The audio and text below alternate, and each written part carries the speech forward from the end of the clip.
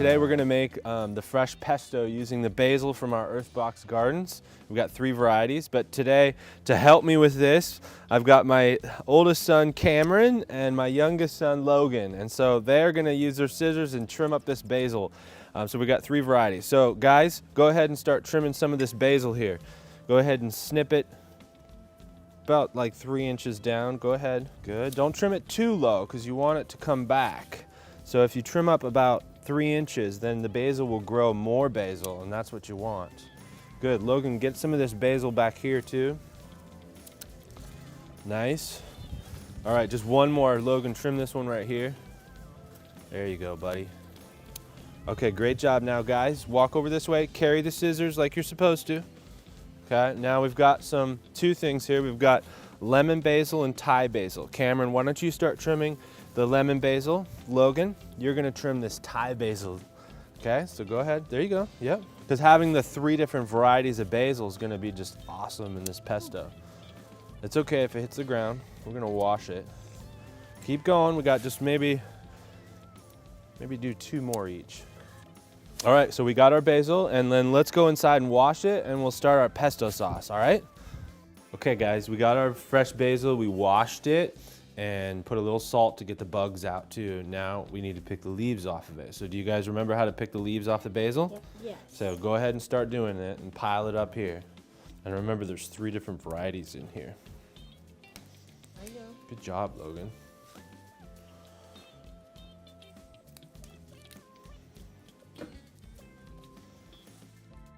Okay guys, we got our basil leaves. Now we're gonna make our pesto sauce. So the first thing you need to do is, Logan, fill that blender up with those basil leaves. Mound them in there. Okay, then Cameron, while he's doing that, we got garlic cloves. So go ahead and put 4 garlic cloves in there.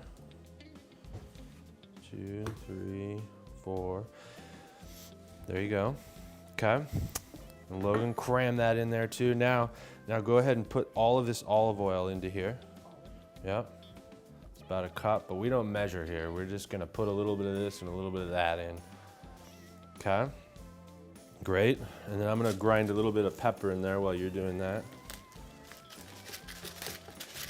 Logan, get all those leaves on there. There's a lot of flavor on that cutting board. Okay. And then, Logan, I want you to put half that Parmesan cheese in there.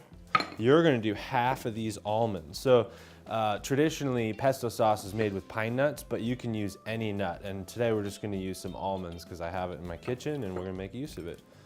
So there you go, okay. And then Logan, put half of the Parmesan cheese in it.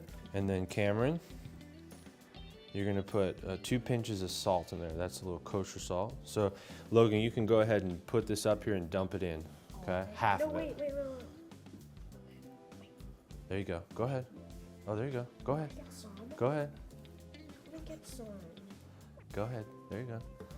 Here, there, nice, okay. A little bit more. Oh, and you're eating some. Okay, that's good, not all of it, okay. Then, did you put the salt in there, Cameron? Okay, now we'll put the lid on, and then I want you to press on.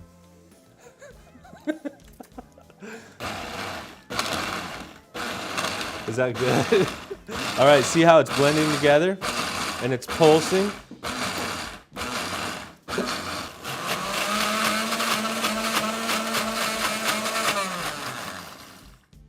Okay, we got our blended pesto. Then we're gonna dump it into a container. All right, so guys, we made our pesto sauce and it looks beautiful. Now, some things that you can serve it with is definitely with bread. So you could have it without the butter and just put pesto sauce on it.